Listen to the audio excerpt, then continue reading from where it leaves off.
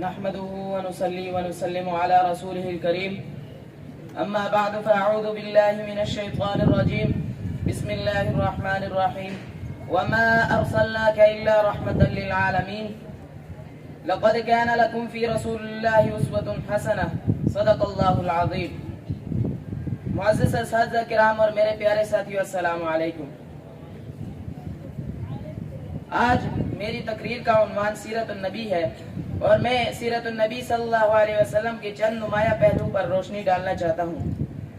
سب سے پہلے آپ صلی اللہ علیہ وسلم کی راحت رسانی اور خوش اخلاقی اور خدمت خلق کو دیکھتے ہیں کہ آپ صلی اللہ علیہ وسلم دونوں جہانوں کے لیے رحمت بن کر آئے تو آپ نے مخلوق کی کیا کیا خدمت کی اور مخلوق کو کیسے راحت پہنچائی. ایک مرتبہ عرب میں سخت ترین قحط پڑا. لوگ جو تھے وہ چمڑا کھانے پر مجبور ہو گئے.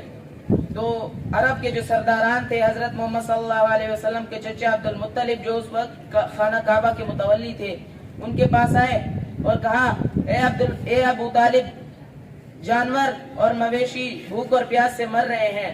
آپ ہمارے بزرگ اور خانہ کعبہ کے متولی ہیں، آپ ہمارے لیے بارش کی دعا فرمائیں، ہو سکتا ہے کہ اللہ تعالی ہمیں بارش سے نواز دے. حضرت ابو طالب کو آپ کی ذات بابرکت کا پتہ تھا. وہ جانتے تھے کہ آپ کی ذات کس قدر بابرکت ہے. انہوں نے آپ صلی اللہ علیہ وسلم کو ساتھ لیا اور حرم کعبہ میں تشریف لے گئے. وہاں پر آپ صلی اللہ علیہ وسلم اور حضرت ابو طالب جو تھے وہ خانہ کعبہ کے ساتھ ٹیک لگا کر دعا میں مشغول ہو گئے. آپ صلی اللہ علیہ وسلم نے بارش کی دعا فرمائی. دوران دعا آپ نے آسمان کی طرف انگلی اٹھائی اور فوراً آپ صلی اللہ علیہ وسلم کی انگلی نیچے نہیں آئی تھی کہ آسمان میں مختلف اطراف سے بادلیاں نظر آنے لگ گئی اور ایسی بارش ہوئی کہ پوری سرزمین عرب جو ہے اس میں ہریالی پھیل گئی اور ہر طرف جو ہے وہ سبز بچھونا جو تھا وہ سبز ہریالی جو ہے وہ لہرانے لگ گئی تھی. آپ صلی اللہ علیہ وسلم نے عرب کے مظلوموں، مسکینوں اور مسافروں کی راحت رسانی کے لیے حلف الفضول نامی ایک معاہدے میں شرکت بھی کی تھی. اس معاہدے کے شرکاء نے یہ طے کیا تھا کہ ہم ملک سے بدامنی کا خاتمہ کریں گے، مظلوموں، مسکینوں اور مسافروں کی مدد کریں گے.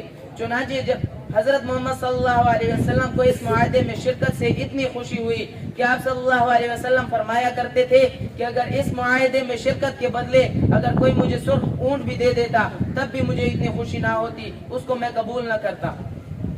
اسی وجہ سے آپ صلی اللہ علیہ وسلم کو جب بھی کسی مظلوم نے اپنی داد رسی کے لیے پکارا تو آپ صلی اللہ علیہ وسلم نے اس کی مدد ضرور کی. آپ صلی اللہ علیہ وسلم ایک مرتبہ مکہ مکرمہ کی گلیوں میں جا رہے تھے. آپ نے دیکھا ایک بوڑھی عورت ایک گٹھڑی بنائے اپنے گھر کے باہر بیٹھی ہے. اس نے آپ صلی اللہ علیہ وسلم کو کہا کہ میرے ساتھ میری گٹھڑی تو اٹھا دو. آپ صلی اللہ علیہ وسلم اس کے پاس تشریف لے گئے، اس کی گٹھڑی اٹھائی، اس سے پوچھا کدھر جا رہی ہو اماں؟ اس نے کہا کہ میں خانہ کا مکہ مکرمہ سے باہر جا رہی ہوں. آپ صلی اللہ علیہ وسلم نے پوچھا کیوں؟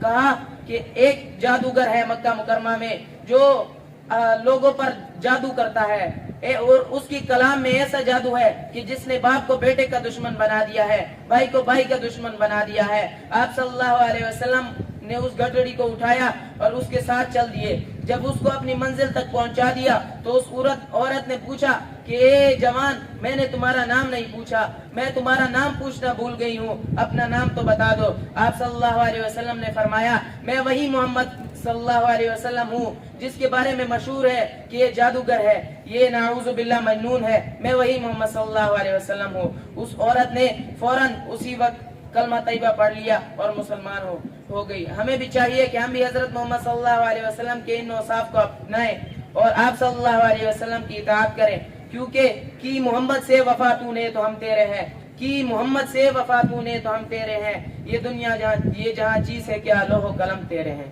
وما علینا الا البلاغ.